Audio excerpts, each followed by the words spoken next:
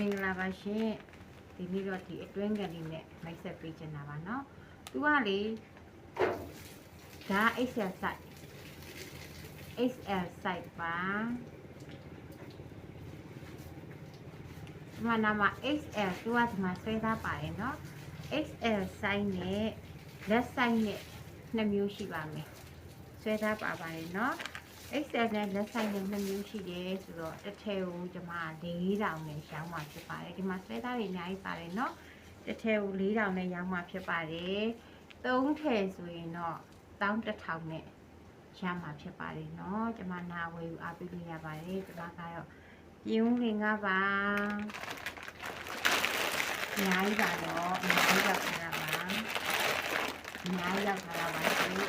ဒီအားပေးလို့ရပါတယ်เนาะပြင်းဦးလေးပါရှင်ဒီလိုက်ကျင်ပါတယ်တစ်ထည်ချင်းစီ4000 3ထည့်ယူမယ်ဆိုရင်11000ပါကျေးဇူးများတင်ပါတယ်ရှင်